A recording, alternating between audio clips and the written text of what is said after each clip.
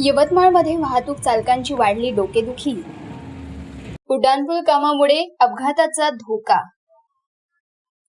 यवतमाळ शहरातील आर्णी बायपास परिसरात नागपूर तुळजापूर राष्ट्रीय महामार्गावर वनवासी मंदिर जवळ उड्डाण पुलाचे काम सुरू असून वाहतूक पूर्णपणे विस्कळीत झाली आहे।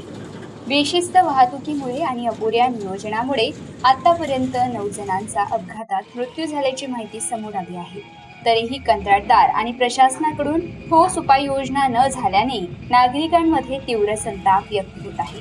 सध्या या मार्गावरून प्रवास करताना वाहन चालकांना अक्षरशः तारेवरची कसरत करावी लागत आहे। उड्डाणपुलाच्या कामामुळे रस्त्यांची रुंदी कमी झाली असून वाहतुकीचा ताण वाढला आहे।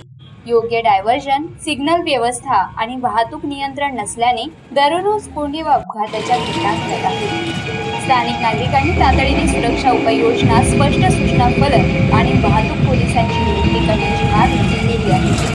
अन्यथा मोठी दुर्घटना घडण्याची भीती व्यक्त केली जात आहे।